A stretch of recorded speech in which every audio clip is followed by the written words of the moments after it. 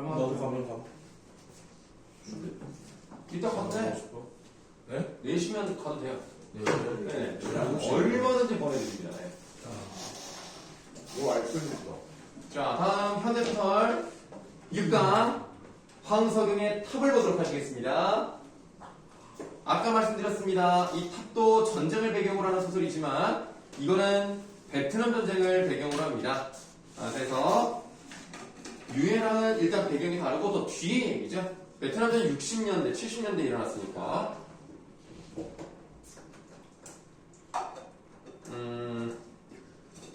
이건 그냥 바로 앞부분에 줄거리로 갈게요. 베트남 전쟁에 참전 중인 이렇게 돼 있어. 베트남 전쟁 네모하세요. 베트남 전쟁에 참전 중인 나는 고충병으로 차출되어 작전 지역인 R포인트에 도착하고 그곳에서 한 군대의 병사들과 함께 밑줄 월남민들에게 큰 영향을 미치는 오래된 탑을 지키려는 무모한 임무를 맡게 됩니다. 이게 지금 북베트남이랑 남베트남이랑 서로 싸우게 됐잖아요. 결국은 어디가 통일을 합니까? 북이 통일을 합니다. 자, 월남인들에게 영향을 미치는 오래된 탑이라는 것은요, 동양 사람들에게 있어서 의미가 깊은 거죠. 서양 사람들에게는 크게 영향을 미치지 않는 거예요. 그래서 그런 영향을 미치는 정신적 가치를 상징하는 것을 지키라는 임무를 맡게 되네요. 어떻게 보면 좀 무모하다고 볼 수가 있겠어요. 그 과정에서 크고 작은 교전으로 인명피해가 속출하고 작전이 변경되어 미군까지 철수한 날 밤 적과의 치열한 마지막 전투를 치르게 됩니다. 여러 개의 드럼통이 한꺼번에 굴러가는 듯한 소리로 크레이 모어가 터지고 우리가 보통 이제 크레모어라고 하죠. 돌격하던 게릴라들의 몸이 위로 펄쩍 솟았다가 떨어졌다. 방벽을 넘으려던 게릴라들도 직선으로 나간 파편을 맞아 굴러떨어진다. 호각 소리가 길게 한번 들리면서 적의 사격이 멎었다. 차가운 정적이 이 소강사태 속으로 스며들었다. 두개골. 자, 두개골 앞에 꺽쇠. 두개골 속이 곧 터져나가기 직전인 것처럼 각자의 맥박 소리만이 들렸고 갑작스런 고이람 때문에 나는 피부의 땀구멍들이 모두 막혀버릴 것 같았다. 받아보시죠. 자, 지금 이 부분에서는 어떤 말이 사용되냐면 터져나가기 직전인 것처럼 이런 비유적인 표현이 사용되었다는 것을 확인해 볼 수가 있겠네요.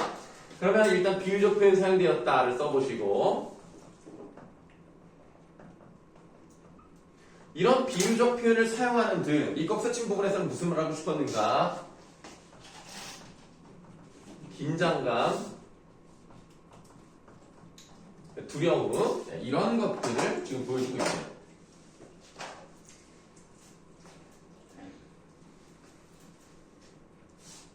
그 다음에 밑줄 남의 땅, 남의 어둠 속에 있는 우리는 뭐냐? 도대체 우리는 무엇이냐? 까지 밑줄을 합니다. 여기 보시면 의문형인 자, 의문형 어미로 끝나는 이렇게 쓸게요. 그냥 의문형 표현을 사용했다. 그럼 우리가 도대체 여기 왜 있는 거야? 우리나라를 지키는 것도 아니잖아. 사람을 지키는 것도 아니야. 탑을 지키는 거야. 도대체 뭐 하고 있는 거야 우리는? 그래서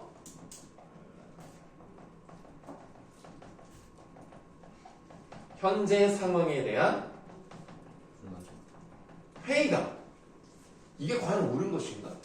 라는 의심을 품게 되는 거예요. 이러다 지키다가 이거 뭐 개중당하는 거 아닌가? 라는 생각이 드는 거죠. 도피로가 차단된 7마리의 쥐새끼였다. 7명인가? 손님을 죽여버립시다. 손님이 누구지? 아직 안 나왔네? 네, 포로예요. 네. 부사수가 말했다. 분대장, 총살합시다. 저 새끼는 이용 가치도 없잖소. 포로를 도로 가운데 묶어놓자.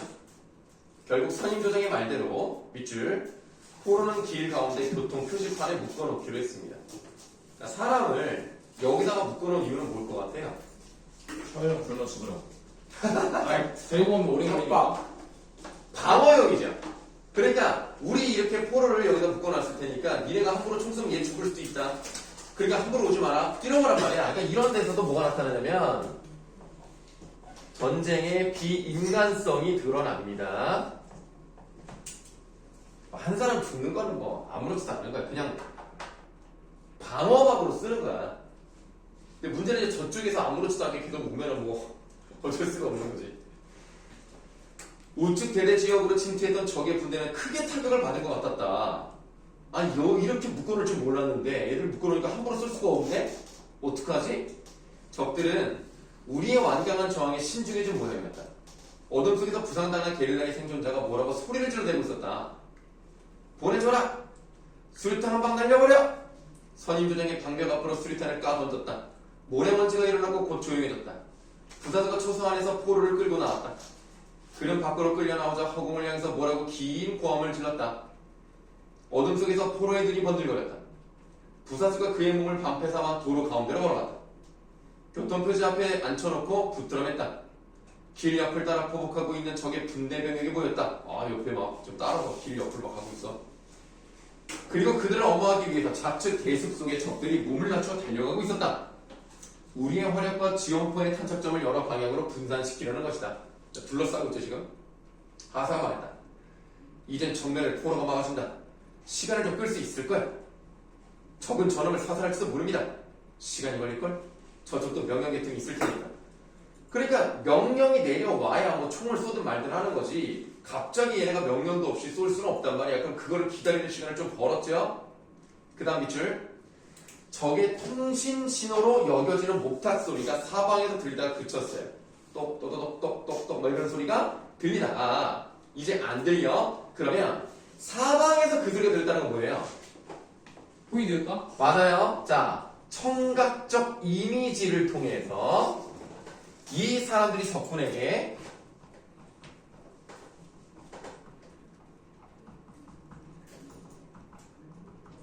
포위당한 상황을 보여주고 있는 거죠. 생각을 해보니까 말이야. 이거 좀 신기하네. 우리가 저번에 말이야 수업이 되게 잘 되고 이상한 소리 안 할 때가 있었거든요. 은규가 없을 때. 근데 그때 3명이 안 왔었어. 근데 그 중에 하나가 범규, 그리고 하나가 현이었단 말이야. 오늘도 두 사람이 없으니까. 김혜연아.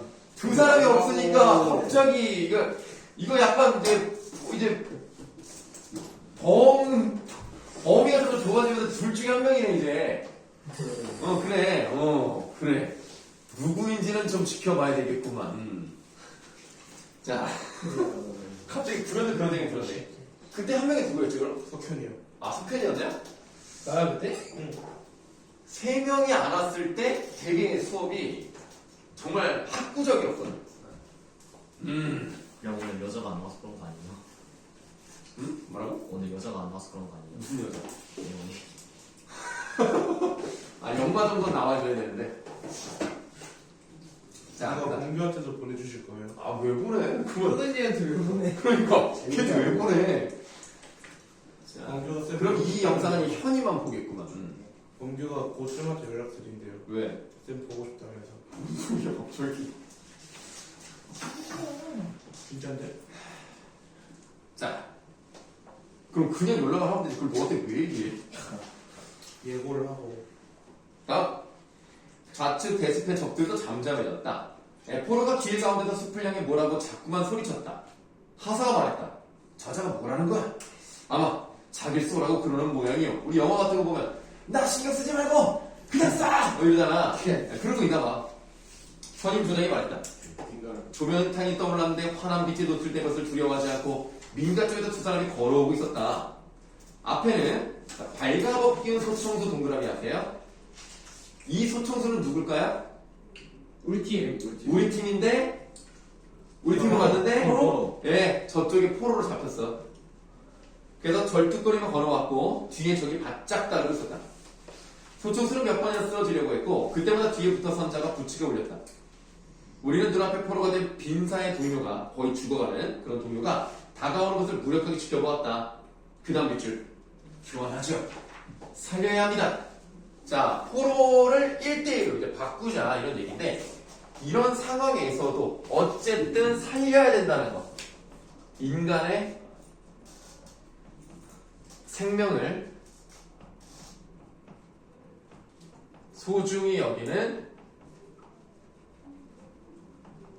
동료애가 느껴지죠. 이런 점이 아까 우리가 배웠던 유해와는 좀 달라요. 유해는 아예 그런 게 없어요. 어떤 비인간성, 비정함 이런 것들이 중점이라면 여기는 그래도 인간적인 모습이 나오긴 합니다. 물론 그런 건 있죠. 그 유해에서도 저 모습이 자기라고 생각을 했기 때문에 쏘는 부분이 있긴 있어요. 자, 뒤에 참모습에서 사수가 말했다. 중요한 부분 줄거리. 양쪽에서 상대를 낸 치열한 전투 끝에 마침내 적군 후퇴를 하고 탈진한 군대원들은 죽은 자들 사이에서 졸다가 아군의 무전 소리에 잠을 깬다. 국도 북쪽에다 무한궤도가 굴러오는 소리가 들려왔다. 잠시 후에 나뭇잎과 풀을 철무에 꽂은 미군 도로 정찰대가 지뢰 탐지기를 등에 짊어지고 지나갔다. 그 다음에 밑줄. 장갑차의 포수가 머리를 내밀고 즐비한 시체들의 사진을 찍었어요. 자, 뭘 할 수 있습니까? 여기 있는 시체들은 전투로 희생된 사람들이죠. 그것이 적군이든 아군이든 어쨌든 불쌍한 사람들이지. 그런데 전투로 희생된 사람들을 뭘로 생각하고 있어요? 단순히 뭘로 본다? 피사체를 말하면 좀 전문적이니까 그냥 구경거리. 그냥 구경거리로 생각하는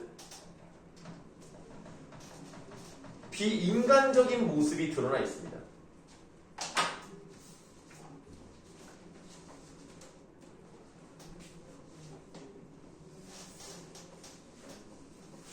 뒤로 멀리 떨어져서 교량에서 철수했던 LBT 세대와 경비도세가 지나갔다. LBT가 뭔지 아니? 탱크. 정확히 말하면 그 해병들이 타고 오는 상륙 장갑차 있죠? 네, 이런 걸 말합니다. 2.5톤 한 대가 우리 초소 옆으로 되어졌고 말쑥한 정글 벅차림의 미군 중위가 승차 책임자석에서 뛰어내렸다. 그는 대낮에도 얼굴에 바른 흑색 위장 초콜릿을 지우지 않은 병사들을 도로변에 배치했다. 똑같은 규격으로 허리에 매달린 가스 마스크가 인상적이었다. 미군 중위가 우리를 향해 엄지를 세워 보이면서 웃었다. 대대 지역 안으로도 몰려 들어가는 차량 행렬이 끊이지 않았다. 우리는 배수로에서 기어나와 담배를 피웠다. 멍청이 주저앉아서 잠을 깨운 자들을 아무 생각 없이 올려다봤다. 흰 페인트로 CB 받아버린다. 쓴 미 해군 공병대의 불도저 한 대가 멎었다. 운전석에 배불뚝이 중사가 초소를 가리키며 장교에게 물었다. 여기입니까? 그래, 여길 열폐하겠어. 불도저가 크게 회전하더니 뒤로 멀찍이 물러섰다가 달려들면서 바나나 밭을 밀어버리기 시작했다. 이 바나나 밭에 뭐가 있었을까요? 사람들. 아니야. 사람들. 식량. 아니야. 죽은 우리. 시체? 아니야. 시체 일단 원숭이. 원숭이? 바나나 인터넷. 바나나 보트 너- 있어. 넓게 보세요. 이 바나나 밭에 뭐가 있을까? 생길 거죠. 그 뭐, 식량, 상대- 식량. 상대편들. 아니야. 우리 탑이 있어요. 탑이. 아. 탑이 있어. 자, 바나나 밭을 밀기 시작하죠. 자, 불도저는 드디어 초소 뒤에 빈털을 향해 굴러왔다. 우리는 담배를 내려두고 벌떡 일어섰다. 선임 조직이 불도저 앞으로 달려갔다. 그는 자동차로 운전사에게를 겨누었어. 꺼져 이 새끼! 뭐 영어로 했겠죠. Fuck you! 자, 갈겨버려! 슛! 비웃는 거야 지금? 자, 미군 중사는 발동을 끄고 시동을 끄고 어처구니 없다는 듯이 우리를 두리번거리고 나서 두 손을 벌리고 어깨를 으쓱했다. 아니 같은 편인데 왜 갑자기 자기들도 명령을 받고 바나나 같은 미는 건데 왜 갑자기 우리한테 총을 겨누어? 내가 어리둥절해 있는 장교에게 다가가서 말을 걸었다. 뭐 하는 겁니까? What are you doing? 장교가 얼굴이 새빨리게서 말했다. 바나나 숲을 밀어야겠어. 캠프와 토치카를 지을 걸세. 토치카가 뭔지 알아요? 그 화염방사기 그런 거. 아니야 전혀 찍어. 아니야. 이거 뭐지? 그거 아닌가? 그러니까 쉽게 말하면 이 러시아 말로 그 진지예요, 진지. 그게 뭐 수류탄 같은 거 날아왔을 때 옆으로 뭐 치우고 그다음 총을 피하고 숨어 있다가 총 쏘고 그런 것을 말하는 거죠. 그런 토치카를 지을 거래요. 근데 저 해병이 막는 이유가 뭔지 모르겠네. 우리는 작전 명령에 따라서 탑을 지켰습니다. 나는 초라하게 서 있는 작은 석탑을 가리켰다. 중위가 고개를 저었다. 탑이라고? 나는 저런 물건에 관해서 명령받은 일이 없는데. 그러니까 명령이 지금 따로따로 내려갔나 봐. 아직 통보되지 않았을 겁니다. 아군은 월남군에게 탑을 임기하기로 되어 있었습니다. 인민해방전선, 이게 뭐죠? 네, 이게 북베트남군입니다. 저것을 빼앗아 옮겨가려고 했습니다. 그러니까 베트남에서는 이 정신적인 가치가 중요하기 때문에 탑을 훔쳐가려고 했고 남쪽에서는 그런 것을 잃어버리면 어떤 뭐 종교적인 믿음이라든가 사기가 떨어질 수 있기 때문에 못 가져가게 하려고 막았던 건데 그거를 겨우겨우 막았더니 이거를 밀어버리려고 하는 거야.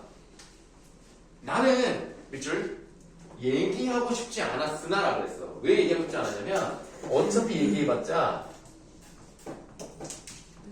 상대방이 이해할 것이라고 기대를 하지 않았어요. 어차피 내 말은 들어먹지 않겠지. 그럼에도 불구하고 어쨌든 명령을 받은 거니까 나는 말을 해야 되겠다. 얘기하고 싶지 않았으나 불교와 주민들의 관계. 그러니까 이 탑이라는 것이 불교랑 관련된 탑이니까 이게 정신적 가치가 있는 거죠. 참모들의 심리적인 판단이면 그러니까 아무래도 사람의 기운을 빠지게 만드는 거. 우리가 적다라는 느낌을 주면 안 되기 때문에 그런 판단 때문에 이걸 지키라고 했었겠죠? 말에 관하여 설명하라고 했었다. 그렇지만 말하고 나자마자 우리는 깨끗이 속아왔다는 것을 알았다.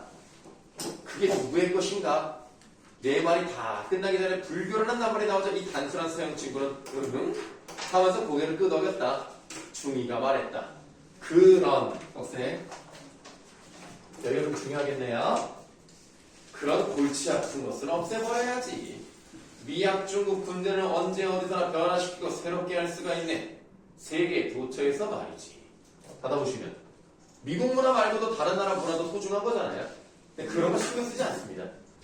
여러분들 그 강대국을 제외한 강대국이나 개발도상국을 제외한 나머지 지역, 예를 들면 물론 이게 아프리카는 아니지만 아프리카와 같이 좀 다른 테두리에 있는 나라들을 뭐라 그러죠? 3세기? 제3세계라고 하죠? 그래서 제3세계의 문화를 이해하려고 하지 않아요. 그냥 어떻게 하려고 그래? 자신들의 뜻에 따라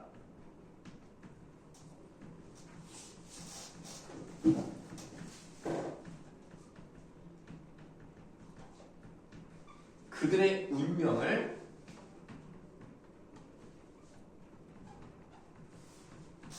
결정 지으려는 강대국의 오만함이 나타나 있습니다.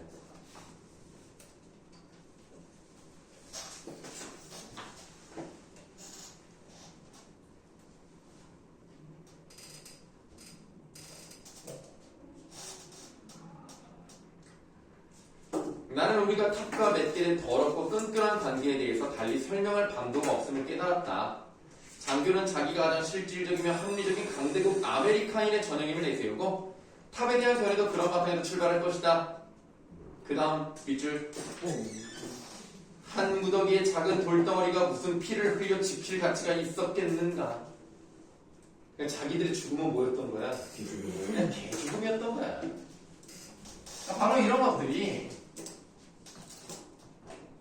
전쟁의 무의미성을 고발하는 내용이다. 근데 이거 지키라는 것도 밀론이 명령한 거 아니에요? 뭐 이제 그쪽에도 명령한 거 맞죠? 나는 안다. 우리가 싸워 지켜낸 것은 겨우 우리들 자신의 개 같은 목숨에 지나지 않았다는 것을. 그런 거죠. 자, 이렇게도 현대소설 7강, 6강 탑도 봤습니다.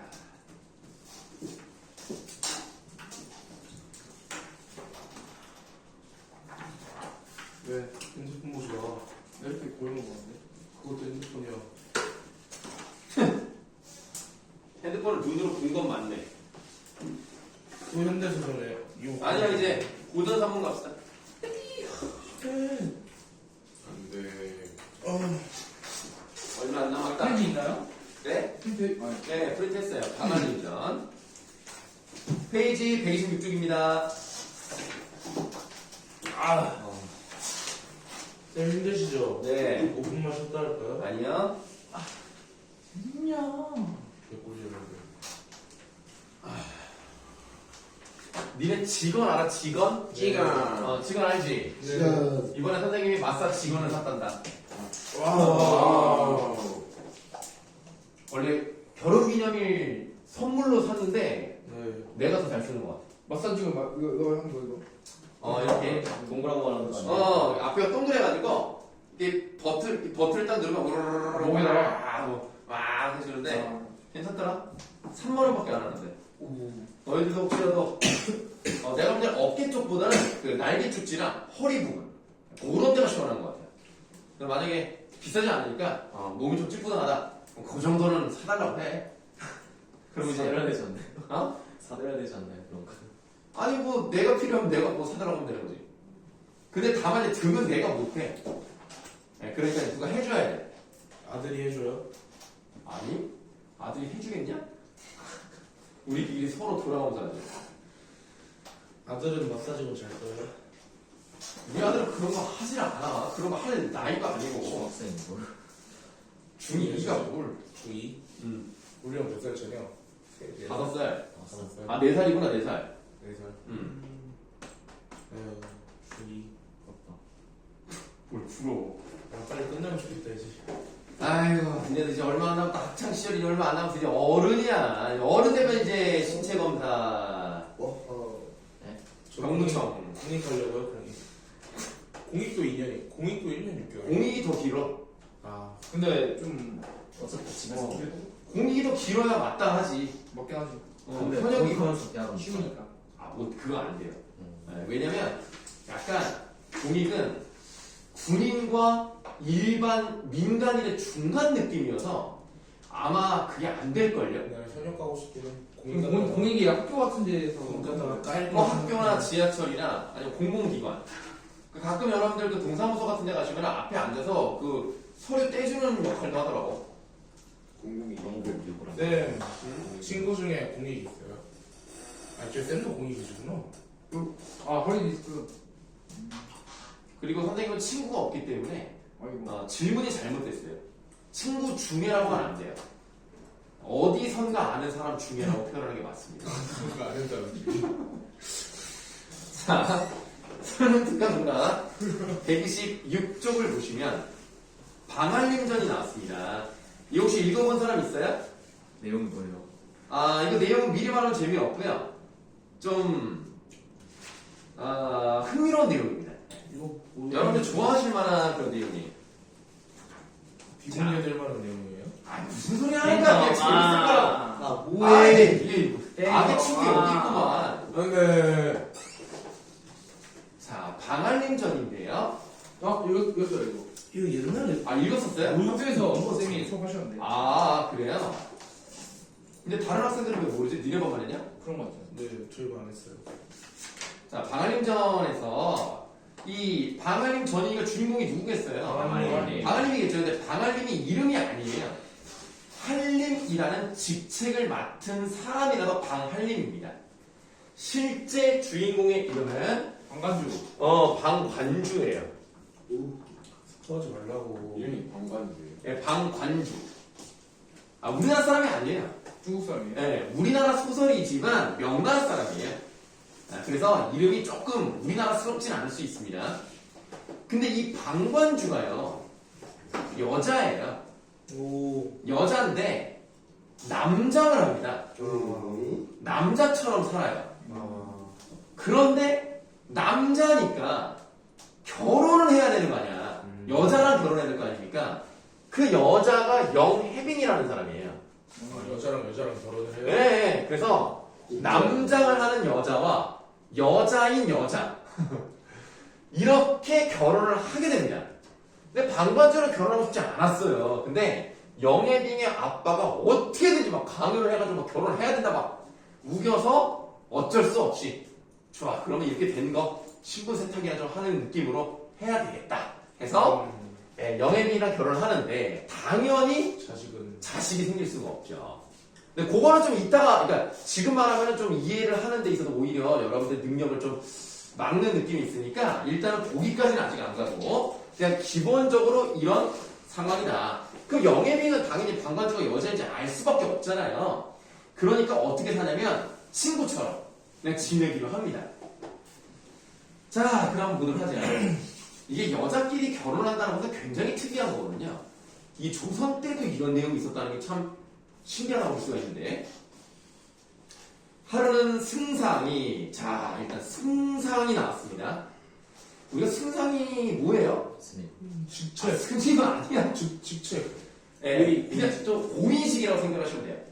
그러니까 지금 우리나라 따지면 거의 뭐 총리급, 굉장히 높은 것이라고 생각하시면 되겠습니다. 이 승상이 홀로 매원에 조용히 앉아 있습니다. 홀에는 갈건을 쓰고, 그러니까 칡덩굴로 만든 두건이 있어요. 갈건을 쓰고 학창의를 입은 사람이, 뭐 학창의도 그냥 뭐랄까, 그냥 두루마기 같은 거라고 생각하시면 돼요. 학창의를 입은 사람이 대나무 지팡이를 짚고 승상 앞에 나타났다. 승상이란 단어가 2번 나왔거든요. 근데 승상이 누군지 설명을 안 해주고 있어요. 그럼 누구일 가능성이 있을까요? 한림이. 관주. 네, 방관주일 가능성을 항상 염두에 두셔야 됩니다. 그러니까 정보가 안 나오고 바로 시작하잖아요. 앞부분에 줄거리가 없잖아요. 그러면 여기 나온 승상은 주인공일 가능성, 이거를 좀 생각하셔야 돼요. 아닐 수도 있겠습니다만 정보를 주지 않는다는 것은 너희들이 대충 때려 맞춰라는 의미이기 때문에 그렇게 생각하시고, 승상이 보니 그 사람의 기골이 신선처럼 고상하고 우아하기에 놀라서 어찌할 줄을 모르다가 황급히 의관을 바로하고 나아가 마시며 말했다. 귀한 손님께서, 자, 귀한 손님 앞에 꺽쇠. 귀한 손님께서 이렇듯 누추한 곳에 찾아오셨는데 제가 미처 예의를 갖추지 못하고 오래 서 계시게 하여 부끄럽게 그지없나이다. 받아볼까요? 말투가 좀 어때요? 공부래요. 예, 정중하고요.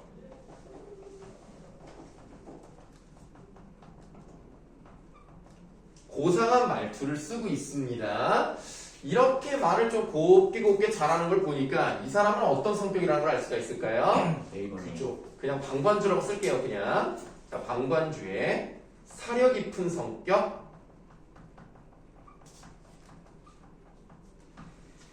그리고 높은 기품, 뭐 이런 것들을 느껴볼 수 있는 건 그렇게 중요하진 않아요. 말을 되게 좀 기품 있게 했다.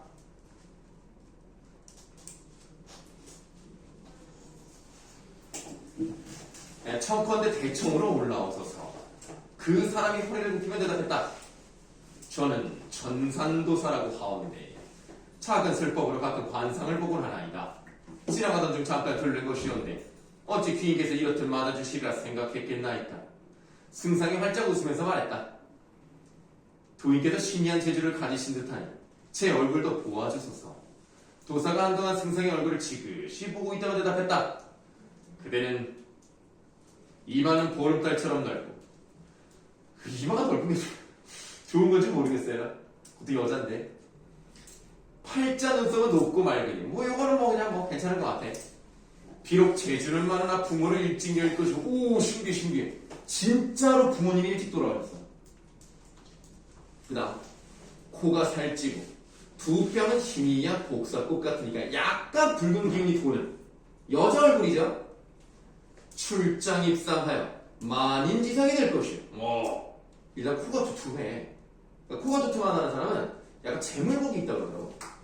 그래서 이 출장 입상하는 건 뭐냐면 나라 밖을 나가서는 위대한 장수, 나라 안에 들어와서는 높은 관직, 이걸 출장 입상이라고 하고요. 만인지상이라는 것은 지금 이 사람이 상상의 위치에 올라가 있잖아요. 모든 사람 위에 올라가 있는 그런 승상이 될 것이다. 뭐 이런 얘기인데, 두 눈이 가늘고 길며 동양적인 눈을 가지고 있죠. 흐르는 눈빛이 물결 같으니 눈이 총명해. 재기가 넘치고 지극히 귀하게 될 것이요. 입술이 단사를 찌그듯 얇으니, 단사가 붉은색 안료를 말하는 거야. 화장품 같은 거라고 생각하면 돼. 그래서 그런 립스틱을 바른 것처럼 이제 찌그듯 얇으니 말주변은 소진처럼 뛰어나고, 소진은 원래 굉장히 말을 잘했던 외교적 성과를 잘 끌어왔던 유명한 사람입니다. 소진처럼 뛰어나고 치아는 백옥처럼 희니 진진 나라를 위태롭게 할 만큼 아름다운 얼굴이옵니다. 경국지색이라는 말 들어봤어요? 네. 너무너무 예뻐서 나라를 절단하게 할 만큼 예쁜 여자다. 지금 여자라는 느낌을 계속 지금 얘기하고 있습니다. 그러나 너무 아름답기 도리어 부부의 즐거움이 없을 것이요. 무슨 말인지 아시겠죠? 네. 여자기 때문에 여자끼리 이 부부로서의 즐거움은 없을 것이다. 가능할 것도 같은데 부부의 즐거움은 어허. 정신적인 플라토닉한 사랑으로도 가능하다는 뜻입니다. 얘를 응? 얘를 좀- 아 그러니까 이제 밤에 그럼 뭘 부르마부를 해. 이 탈당 저거 왜요? 그러니까 밤에 촛불 켜놓고 서로 대화를 나누며 마음속에 있는 허심탄회한 이야기를 한다면 그 둘의 정신적인 사랑이 도드라져진다고 할 수 있겠지요. 네. 자, 사랑은 꼭 한 가지만 있는 것이 아니랍니다. 자, 그렇다면 자 이마에 사마귀가 하나 있으면 이거 좀 피부과를 좀 가야겠어? 피부가 너무 맑고 빼어나서 자녀가 없을 얼굴이요. 한마디로 여자기 때문에 자녀를 가질 수가 없다. 자, 그러면 자녀가 없을 얼굴이요에서 사선 2개 거두시면 되겠습니다. 여기까지 내용은 뭐에 대한 거냐면 요 앞부분은 승상의 성격과 능력, 그 다음에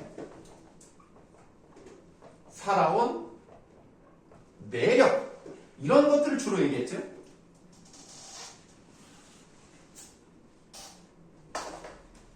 그럼 사선을 그은 다음에는 좀 다른 내용이 나올 수 있겠네. 골격이 아담하고 풍치가 있으며 아담하니까 약간 여성의 모습이죠. 지저분하고 어지러운 속세의 태가 전혀 없으며 기품이 좀 있지. 수명은 40을 넘기지 못할 것입니다. 와, 부모님도 빨리 돌아가셨는데 얘도 빨리 죽네. 40이면 너무 빠르잖아. 반드시 오래지 않아 천국에서 옥제께 조회하게 되리이다. 아니 그러면 얘가 죽으면 하늘나라로 올라가서 옥황상제를 만든다는 뜻인가 봐. 제가 본 승상의 관상을 사실대로 아뢰었으니 당돌할 점이 있었으면 용서합니다. 그러니까 사람의 관상을 보고 40 못 넘어야라고 하면 기분 나쁠 수 있잖아요.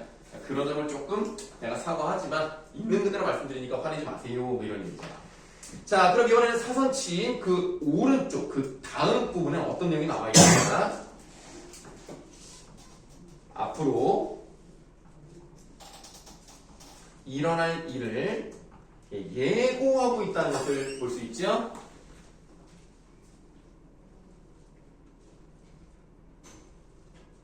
그러면 네. 이 사람은 관주가 여자가 아는 거예요. 뭐 그거를 겉으로 드러내진 않았지만 이 정도 사람이라면 알고 있을 거라고 봅니다. 쌤 근데 네. 그 뒤 사선 뒤가 앞으로 일어날 일 예고잖아요. 그렇죠, 그렇죠. 근데 그 사선 전도 예고 아니에요? 만지상이 될 것이요. 그 뜻이 아니라 이미 됐다는 얘기예요. 그러니까 얼굴부터가 그런 사람이 될 만한 얼굴이다 라는 의미라고 보시면 돼요. 벌써 이미 승상이 됐죠. 말을 마친 도사는 한 줄기 맑은 바람이 되어 사라졌다. 오, 신기해. 다만 그가 앉아있던 자리에 꽃부채가 하나 놓여 있었다. 꽃부채 동그라미 하세요. 승상이 집어서 보니 도사의 글이었다. 그럼 뭐가 이 꽃부채라는 것은 뭔가를 알려주는 기능을 함과 동시에 이 도사가 그냥 일반적인 인물은 아니구나 라는 느낌을 준다고 보시면 되겠습니다. 자, 오늘은 여기까지 하는데요. 숙제를 좀 알려드릴게요.